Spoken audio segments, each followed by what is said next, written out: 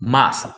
Então, pessoal, bom dia para todo mundo. A gente vai hoje iniciar nossa aula falar sobre as teorias de origem da vida, certo? As teorias de origem da vida, elas são muito antigas, né? A gente tem duas teorias. Primeiro, né? Foram pensadas duas teorias, que é a abiogênese e a biogênese. E essas duas teorias aí, elas remetem lá da Grécia, certo? Do período clássico da história e tal. Então a galera já pensava, já tinha essa curiosidade de saber como que surgiu a vida aqui no planeta. Eles já queriam saber como é que tinha acontecido aqui a, a bagaça toda para que a gente pudesse entender como que a gente surgiu. E aí eu pedi para vocês darem uma lida aí nos textos de abiogênese e biogênese. Quem leu esses textos aí? Quem lê alguma coisa sobre abiogênese e biogênese? Eu li, pessoal. Você quer falar sobre a biogênese, João Ricardo? A biogênese é tipo uma geração espontânea. Eles falam que a vida, ela vem da não vida. Exatamente. E no caso, a biogênese é. Que a vida vem da vida, a vida vem dos seres vivos através da reprodução. Uhum. Beleza. Tudo bem, João Ricardo. A ideia básica é essa daí. Então, assim, a abiogênese, ela foi Qual é uma a parte ideia. do professor que o senhor vai falar? A página. Peraí, deixa eu procurar aqui, Marília, que eu não tenho de cabeça a página. Não sei nem cadê meu livro.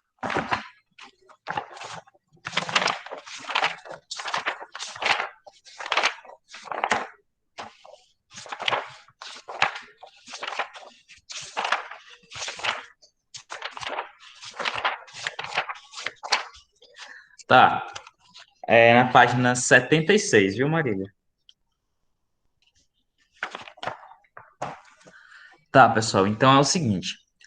A ideia de abiogênese foi uma ideia muito repercutida durante muitos e muitos anos. Tipo, sei lá, uns 2.000 anos de história da biogênese. Então, o que era a biogênese? Como o João Ricardo falou, a biogênese era a hipótese de que a vida surgia de coisas não vivas, certo? Então, era basicamente assim: você tinha uma pedra, e aí essa pedra ia gerar organismos vivos depois de um tempo. Aí você deve pensar, nossa, mas que loucura, né? Mas você tem que pensar com a cabeça de, sei lá, 2.000, 3.000 anos atrás, que as pessoas apenas observavam aqueles bichinhos saindo debaixo da pedra. Então, tipo, eles não tinham, eles não imaginavam que um outro animal poderia colocar ovos lá debaixo, né? Eles não pensavam isso. Por quê? Primeiro, porque eles não tinham uma tecnologia suficiente para eles verificarem se lá tinha ovos ou não. A tecnologia deles não era o suficiente para isso, eles não tinham lentes de aumento potente o suficiente para eles verem se aquilo, se lá estava cheio de ovos. Segundo, eles apenas observavam o que acontecia no mundo natural, né? Tava lá, eles estavam lá, viu um bicho saindo debaixo da pedra, e a primeira coisa que ele pensava, esse bicho surgiu dessa pedra. Como não existia uma explicação melhor que provasse que aquele bicho não tinha saído debaixo daquela pedra, era o que eles aceitavam.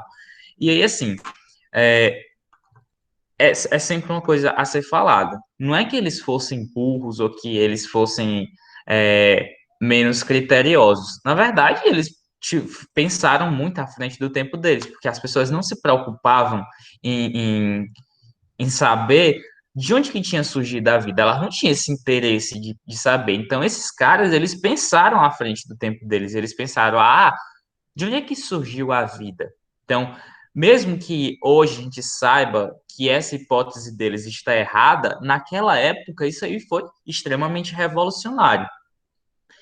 Só que assim, muitos anos se passaram com as pessoas que tinham a ideia de abiogênese, né? Só que assim, claro, a abiogênese, as pessoas aceitavam a abiogênese para organismos pequenos, né? Por exemplo, pequenos insetos, organismos menores, tipo crustáceos, a pequenas aves, eles aceitavam isso por quê? Porque era o que eles conseguiam enxergar. Outras coisas, tipo seres humanos. Seres humanos, eles sabiam que o ser humano não surgia de abiogênese. Por quê? Porque eles conseguiam observar que a gente precisava se reproduzir para nascer outro ser humano. Você precisava ter um cruzamento, né?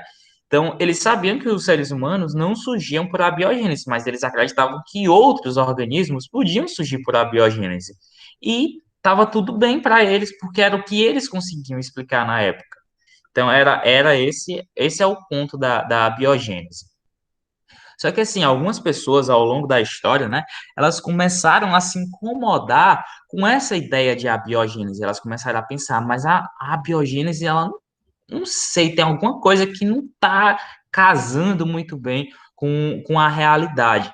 Então, os caras começaram a pensar, e se a vida não surgir de uma coisa não viva, né, de matéria inorgânica? E se ela surgir de uma vida pré-existente? Aí eles começaram a querer imaginar coisas, começaram a pensar como seria essa vida surgindo de outra pré-existente. E aí sempre eles iam bater na mesma pergunta: mas se a vida surge de outra pré-existente, como é que surgiu a primeira?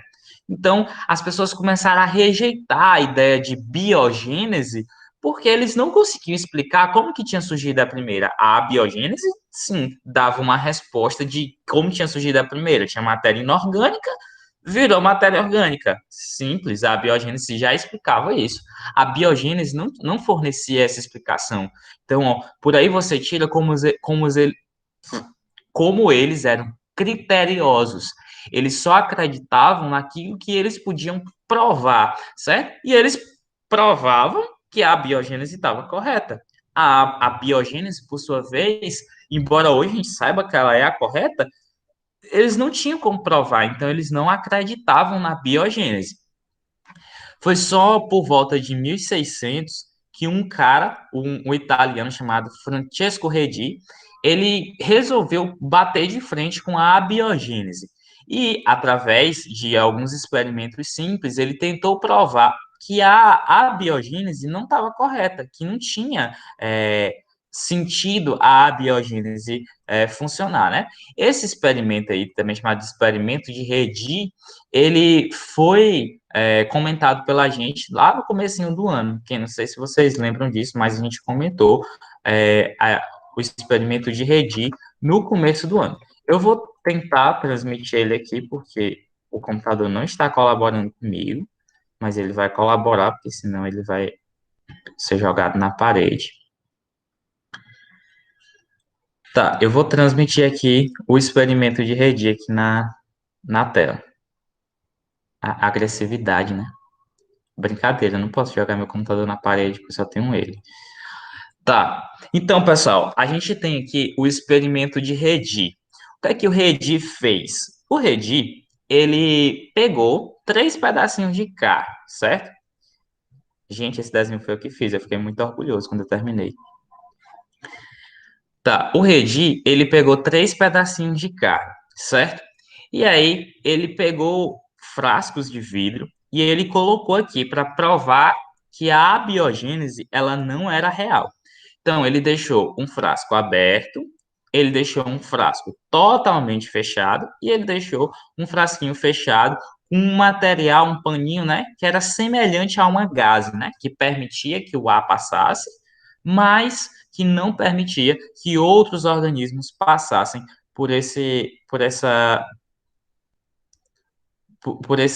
esses furinhos, né? Permitia que o ar passasse, mas outras coisas não tinha como passar. Então, pessoal, o que é que o Redi supôs? Ele supôs que nesse frasco que estava aberto, a gente ia ter uma série de organismos, né? A gente ia ter moscas, por exemplo, ia surgir muitas moscas aqui nesse pedaço de carne. Nesse frasco aqui, não ia surgir nada. Por quê? Porque as moscas não conseguiriam passar. E nesse aqui também não surgiriam moscas. Por quê? Porque as moscas também não conseguiriam passar nesse furinho aqui. Por que que ele colocou esse daqui se o resultado ia ser igual a esse? Porque tinha-se uma ideia que se chamava de força vital. A força vital, segundo as pessoas que defendiam a teoria da abiogênese, era uma força que fazia com que os organismos chegassem à vida a partir dela. Por exemplo, a carne ela tinha uma força vital que fazia com que surgissem larvas de moscas a partir da carne, né? Então, o ar ele contribuiria com essa força vital, né? Se não tivesse ar, não é, teria como os organismos viverem, né? Você mataria a força vital. Então, aqui ele tampou totalmente para provar que realmente não ia nascer moscas aqui, tanto porque a força vital não ia passar, como também a mosca não ia passar. E aqui ele deixou esses furinhos para permitir que a força vital passasse, né? E que as moscas não conseguissem passar. Então, depois de um tempo, depois de um determinado tempo, as moscas começaram a surgir, algumas larvas também começaram a surgir aqui na carne, né? E a hipótese dele, né, ela foi confirmada. No frasco que estava aberto, existia larvas na carne. No frasco que estava fechado, tanto com totalmente isolado, como naquele que estava fechado com a gazezinha, né, nenhum dos dois tinha carne com larvas, né? As larvas não cresceram na carne. Então, aqui ele provou que não tinha por que essa força vital fazer com que a carne gerasse moscas, né?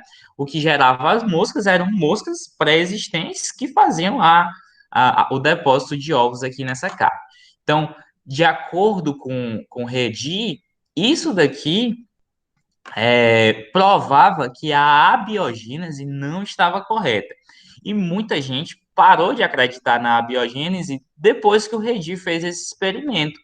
Só que, assim, teve uma galera, né, que não aceitou muito bem essa ideia da biogênese, né?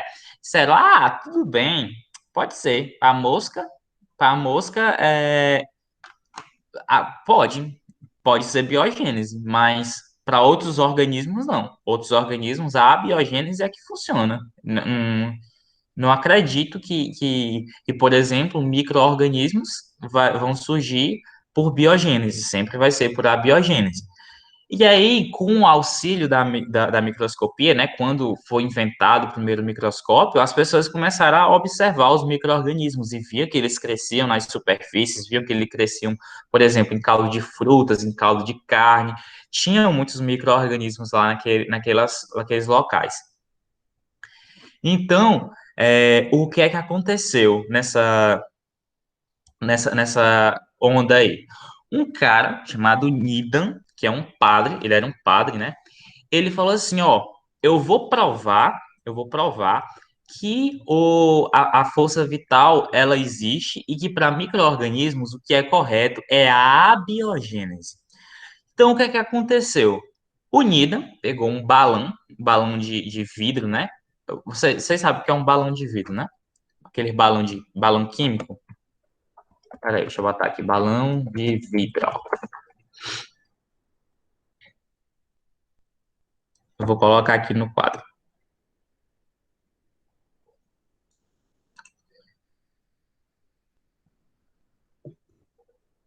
Ó, esse aqui é um balão de vidro, certo? A gente faz experimentos com eles.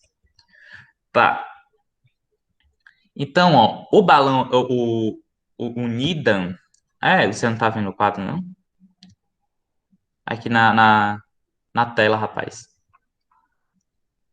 Ó, o Nidan, ele fez o seguinte: ele colocou caldo de carne nessa, nesse balão de vidro, né? E ele aqueceu para matar todos os micro-organismos, porque ele queria provar que o caldo de carne era capaz de gerar outros micro-organismos. Aí ele ferveu o caldo de carne, matou todos os micro-organismos, esperou resfriar e tampou o, o, o vidro, né? E aí, depois de um tempo, ele foi observar o caldo de carne lá dentro. e aí ele percebeu que lá dentro tinha micro-organismos. Então ele falou assim, ó, e tá vendo? A abiogênese correta. A abiogênese para micro-organismo funciona. Só que teve um outro cara, que o nome dele é. Eu só lembro o primeiro nome dele, que é Lázaro, mas é Spallanzani. Spallanzani era outro padre. E vocês vão perceber, se vocês pegarem a história aí de 1200 para 1800, mais ou menos, a grande maioria dos estudiosos, né, eles eram padres católicos, porque a Igreja Católica detinha a maior parte do conhecimento científico da época, certo? Então, o Nidan e o Spallanzani, eles eram padres católicos. O Nidan era um padre católico inglês e o Spallanzani era um padre católico italiano. Só que aí o Spallanzani falou assim, não, Nidan, tu tá ficando doido. O que acontece aí é que tu esperou resfriar e aí, quando o ar entrou em contato, o ar trouxe os micro-organismos que começaram a se reproduzir na carne. Tu quer ver? Vou te provar. Aí o Spallanzani foi lá, pegou o experimento do Nida e fez uma pequena modificação. Ele colocou o caldo dentro de um balão de vidro e ele queimou a ponta do balão de vidro e amassou, deixou ele totalmente vedado, não tinha como passar nada lá naquele local, estava totalmente isolado. Ele aqueceu o caldo de carne e depois de um tempo, do resfriamento, ele provou que não existia mais micro-organismos lá dentro, mesmo depois de um tempo. Passado algum tempo, os micro-organismos não conseguiam se reproduzir lá dentro.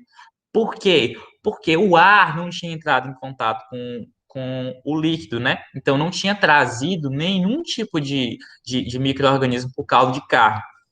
Aí o Spallanzani pegou e falou assim, ó, Nida, tá vendo como a biogênese funciona? O que funciona é a biogênese. Aí o Nidan pegou e falou assim: não, mas tu fez errado. Tu aqueceu demais, tu torturou o caldo e tu acabou de destruir a força vital. E aí o Spallanzani pensou assim: não sei o que é que eu posso fazer para o Nidan acreditar e eu vou deixar para lá. Então, ó, o Spallanzani, mesmo correto, ele se deu por vencido, né? O Nidna saiu de gostosão na história, ainda estando errado. Então, assim, pessoal, o conhecimento científico é isso. Mesmo o Nidan estando errado, o que aconteceu? O Nidan tinha como provar o ponto dele, o Spallanzani não. Então, hoje a gente sabe que o Spallanzani estava certo, mas na época o Nidan conseguiu provar o ponto dele, o Spallanzani não, então quem prevaleceu foi o Nidan. Então, quando foi mais tarde, eu acredito eu que o Spallanzani, nem o Spallanzani, nem o Nidan estavam mais vivos, né? Eles já tinham morrido. Um cara chamado Louis Pasteur, que é um francês, ele pensou assim, cara, mas eu acho que o Spallanzani estava certo. Eu vou fazer o seguinte, eu vou elaborar um experimento em que o ar entra em contato com o líquido e mesmo assim o líquido não tenha não enche de micro-organismo. Então, o que é que o Pasteur fez? O Pasteur pegou um balão de vidro e ele aqueceu a borda do balão até ele ficar com um gargalo torcido assim, ó. Vou colocar aqui. Ele pegou o balão, passar aqui pro lado. Ele pegou aqui o balãozinho de vidro. Aí ele entortou o bico do balão assim, ó.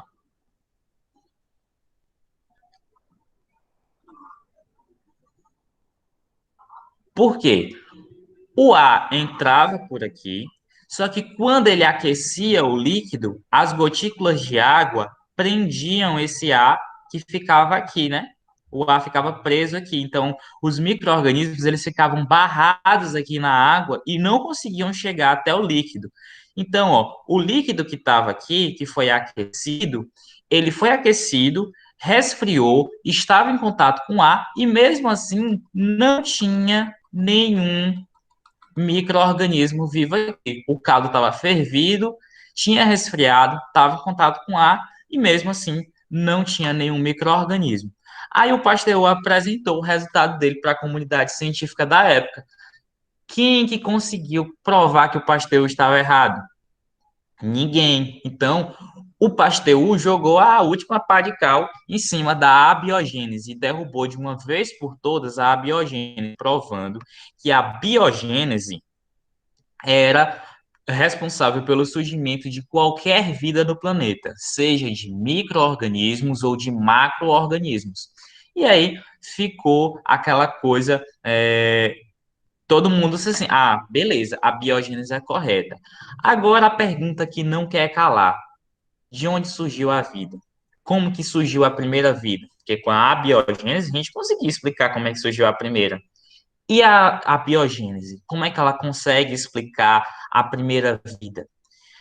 E aí, a partir desse momento, surgiu-se uma imensidão de hipóteses de como que a vida surgiu. Na verdade, uma delas já era bem conhecida da humanidade, né? Só que com o surgimento com a confirmação da biogênese, ela ganhou cada vez mais força, certo? Que é o criacionismo. Pessoal, o intuito nesse momento não é falar de religião. Se você tem uma religião, se você acredita, tudo bem, é sua opção. Não vamos. Professor, Oi, professor, desculpa, o senhor tá em qual capítulo? no capítulo 4, na O página 4? Não, o senhor terminou o 3 já. já sim, Meu Deus do céu, quando? já faz uns dias, Misericórdia. Tá bom, professor, obrigada. tá? Ó, tá aí na página 81, falando de origem da vida. Certo. Então, ó, o momento não é para falar de religião, o que é certo, o que é errado. Isso independe, isso é uma convicção sua. Não estou aqui para criticar ninguém. Certo. Então, assim, nesse momento, a hipótese criacionista, né, a ideia de que o mundo foi criado por um ser superior, ela ganhou força. Por quê? Porque a gente precisava explicar de onde que surgiu a primeira vida. Então, as pessoas que acreditavam em uma divindade, elas disseram, então a primeira vida, ela surgiu de Deus. Deus colocou as coisas no mundo. E aí, assim, as hipóteses criacionistas, a que a gente mais conhece, por a gente viver em um país cristão, né? A hipótese criacionista que a gente mais conhece é a hipótese bíblica, onde Deus criou o mundo em 7 dias e tal. Tudo bem. Outras religiões, né? Elas têm suas próprias hipóteses criacionistas. A religião hindu acredita que surgiu do caos, e aí o Brahma, que é o deus lá deles, que é o criador, que tem 3 faces, ele fez a criação do mundo a partir do caos e blá blá blá, e deles é cíclico, né? Fica o tempo todo ciclando o mundo. Tem a hipótese, por exemplo, das religiões africanas, né, que foram as entidades da Umbanda e Candomblé que geraram o mundo, que tudo surgiu a partir dessa entidade, que é um Deus superior. Enfim, tudo isso surgiu a partir desse ponto de vista de que a água que deu origem a tudo. Pois é, assim, tudo isso parte do pressuposto de que foi uma força divina, uma força superior, uma força mágica que criou o universo.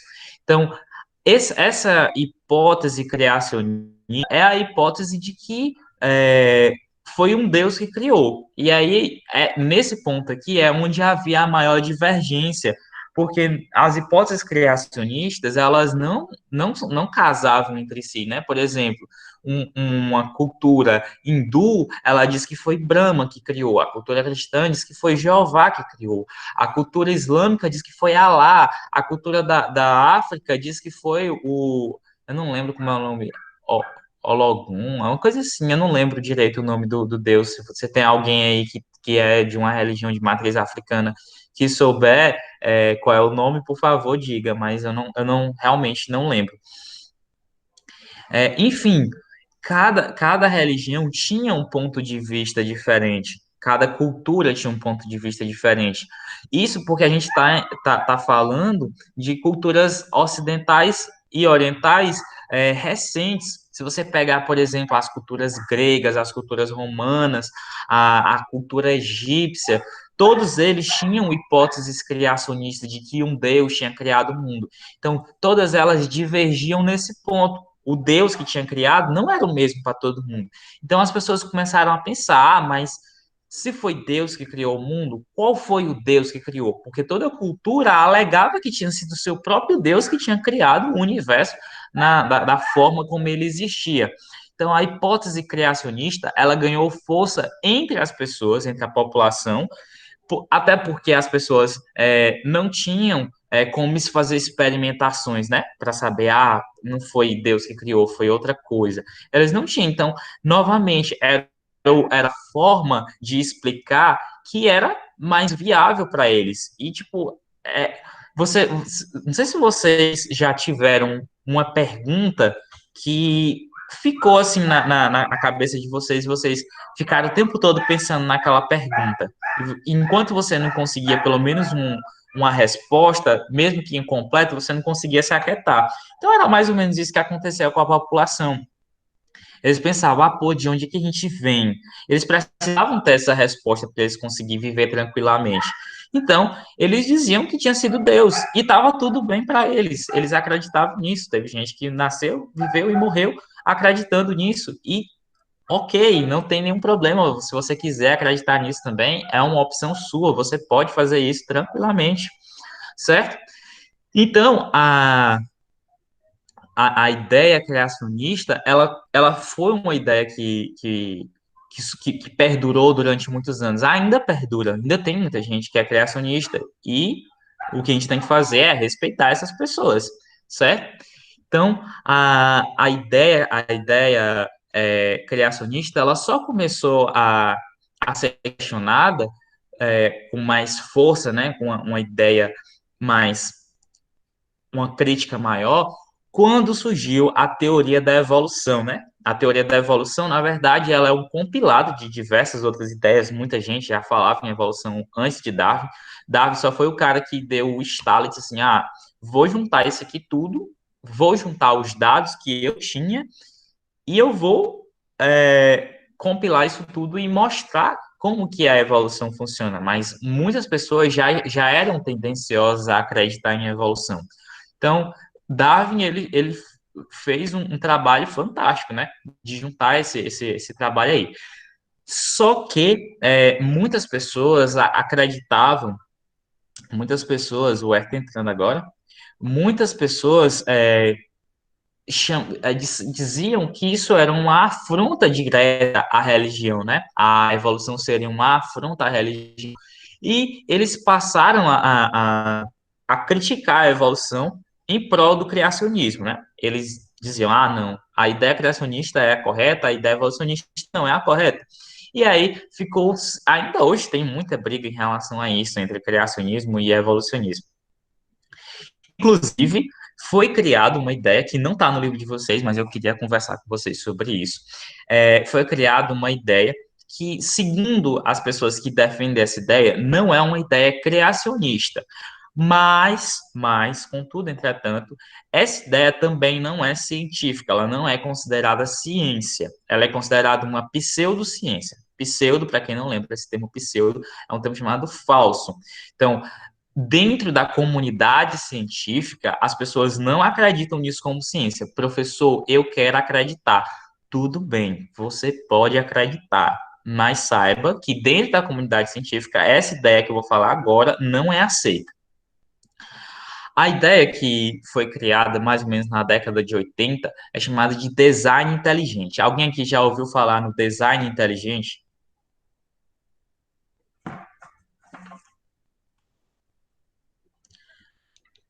Não, não, não. Beleza. Então, pessoal, o design inteligente, ele foi uma ideia que ela era ela foi proposta como uma ideia alternativa às ideias evolucionistas. O design inteligente nada mais é do que um projeto inteligente. Ele acredita que o universo inteiro foi criado por uma entidade superior, um design, um projetista. Mas esse projetista aí, na verdade, não é Deus, não é o que a gente chama de divindade, né? Não é uma força divina. Seria apenas uma força que regia o universo de uma forma que as coisas pudessem acontecer no ritmo certo. Por quê? A ideia evolucionista diz que tudo surgiu ao acaso. Não existe, tipo, alguém dizendo assim, agora eu vou colocar a asa aqui nesse inseto. Não era isso que acontece, não é isso que acontece com a ideia evolucionista. O design inteligente, ele pensa o seguinte, pensa que um projetista diz assim, esse inseto precisa voar, então vou colocar asa nele. Então, o design inteligente pensa assim, né, que uma entidade superior, uma força cósmica, ela interfere, de certa forma, ela intervém nas nossas vidas para que as coisas continuem seguindo corretamente. E eles usam alguns argumentos para explicar por que eles acreditam nessa ideia de design inteligente. Eles falam que o nosso corpo, ele é muito complexo, né? As coisas que acontecem no nosso corpo, elas são muito complexas. Por exemplo, o nosso olho é muito complexo. Por exemplo, o ciclo de Krebs. O ciclo de Krebs é uma coisa extremamente complexa. Ele inicia com o final, para iniciar o ciclo de Krebs, eu preciso do produto final do ciclo de Krebs. Então, se é um ciclo, como é que começou? Então, eles acreditam que é necessário que uma entidade superior tenha intervido aí nesse ponto para que possa acontecer essa coisa. Então, eles argumentam que a gente é muito complexo para existir ao acaso. E o outro argumento que eles usam é que as coisas do nosso corpo são muito específicas e, ao mesmo tempo, muito complexas para existir ao acaso. Por exemplo, nosso código genético, ele tem uma função muito específica, que é fazer a síntese de proteínas, né? Guardar a informação das proteínas.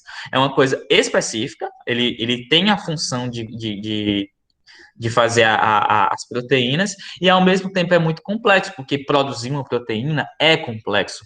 Então, assim, são dois argumentos envolvendo isso aí. E tem o terceiro argumento, que é o mundo é tão bem organizado que seria impossível que esse mundo tivesse surgido ao acaso. Por exemplo, se a Terra tivesse um pouco mais próximo ou mais distante do Sol, a vida não seria possível. Então, eles acreditam que, por ser tão complexo, por ser tão bem organizado e por ser tão específico, não é possível que isso tenha surgido ao acaso, que isso tenha surgido através de alguém que projetou esse universo.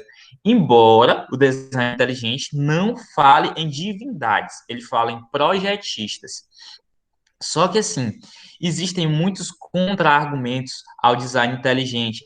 Muitas pessoas, principalmente evolucionistas, eles experimentaram, né? Fizeram experimentos que provam os pontos do prova os pontos contra o design inteligente. E um dos pontos que também foi muito criticado do design inteligente é que os maiores defensores do design inteligente eram teólogos, né? Eram pessoas envolvidas dentro de entidades religiosas.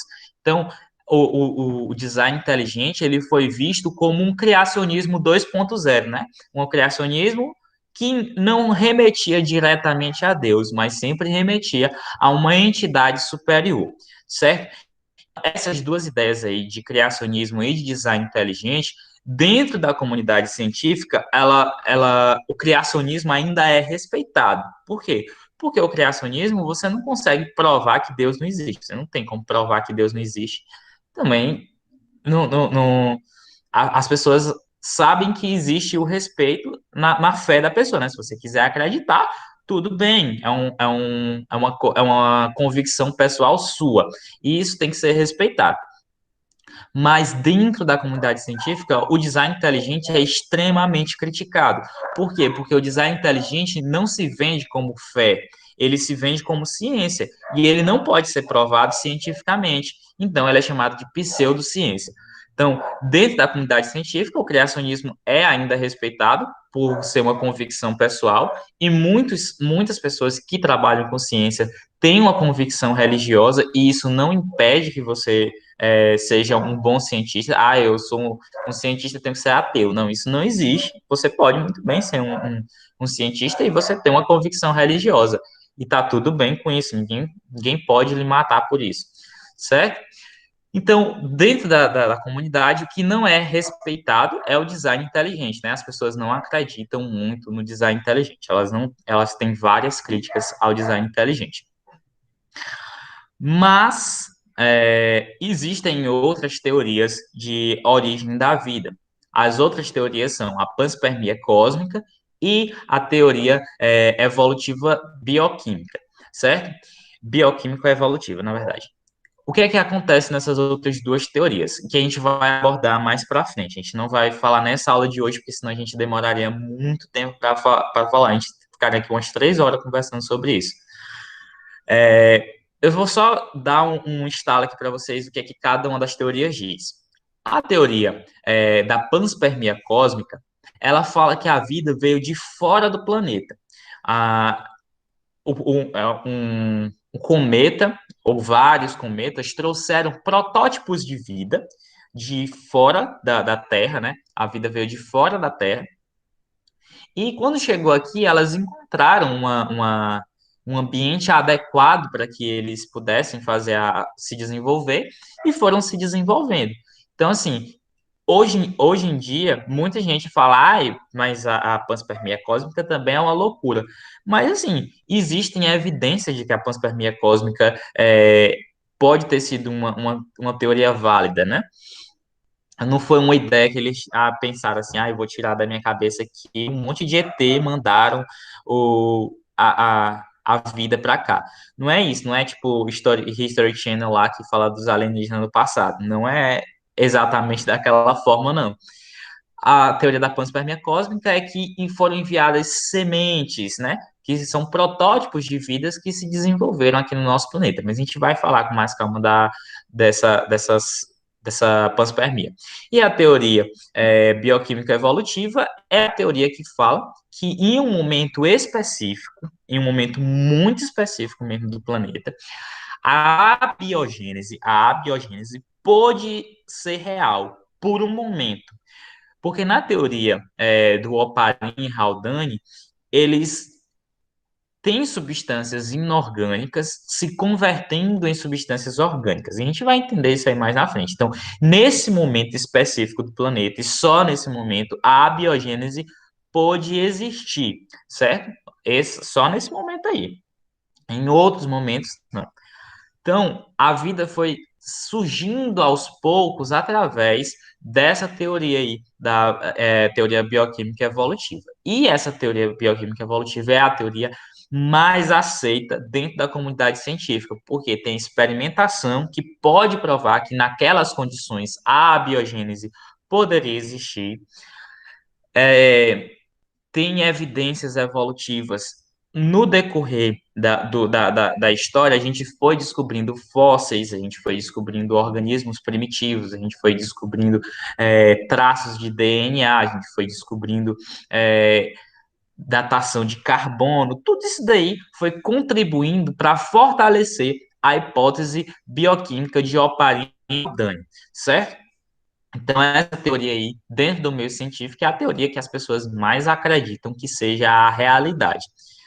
Mas, como eu falei, professor, eu quero acreditar no criacionismo. Ótimo, não tem problema, você pode acreditar. Contanto que você respeite também as pessoas que não acreditam. Assim como a pessoa que não acredita no criacionismo tem que lhe respeitar. Professor, eu quero acreditar na panspermia cósmica. Tudo bem, acredite na panspermia cósmica, contanto que você respeite as pessoas que acreditam em criacionismo e respeite também as pessoas que acreditam na teoria bioquímica evolutiva.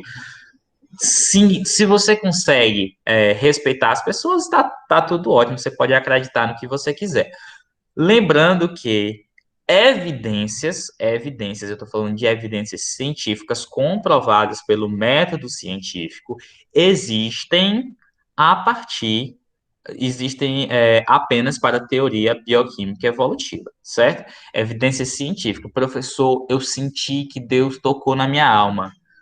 Experiência pessoal sua, eu não posso dizer que você não sentiu. Não tenho como provar, mas cientificamente você não tem como provar também. Então a gente fica empatado, né? Então, assim, evidência científica provado pelo método científico. Beleza? Então, é isso aí que eu queria falar com vocês. Alguma dúvida? Pergunta? Alguma coisa que vocês queiram comentar, que vocês tenham lido? Eu mandei para vocês alguns textinhos falando sobre criacionismo, também falando sobre a biogênese, né? Alguma dúvida?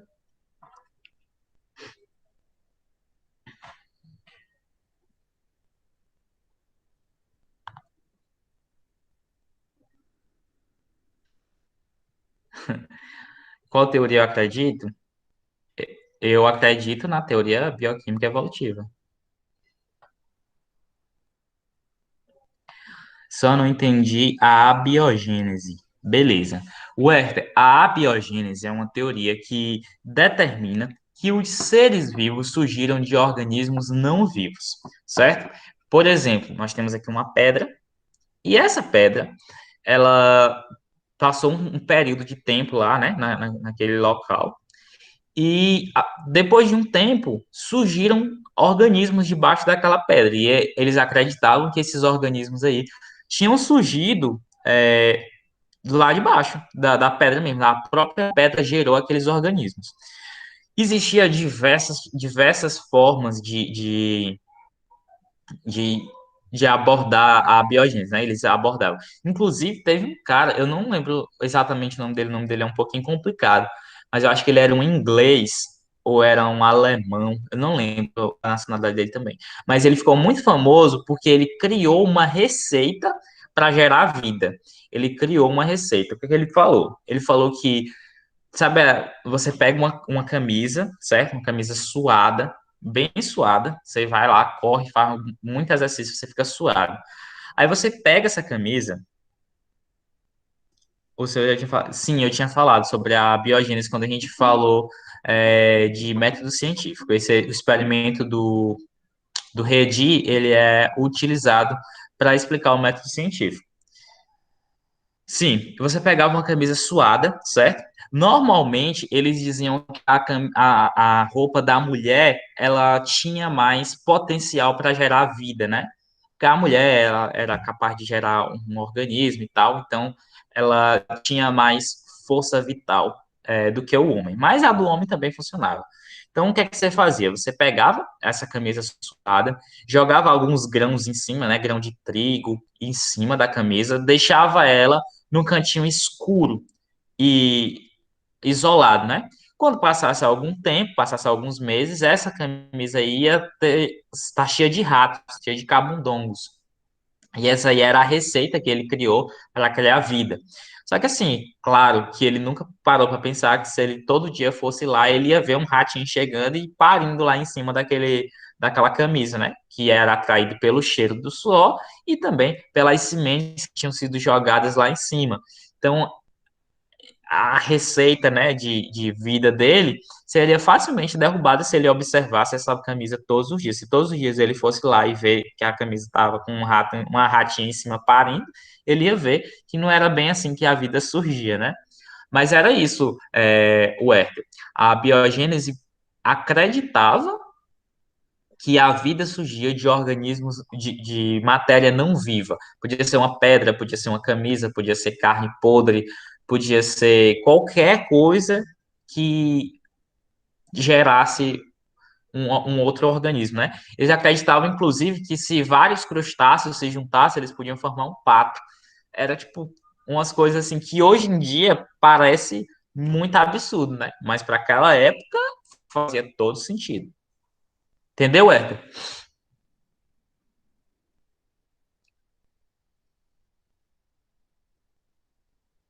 Sim, um pato. Vai acabar, Igor. Por que que você tá tão triste? Também. Enfim, pessoal, alguma dúvida? Mais alguma dúvida?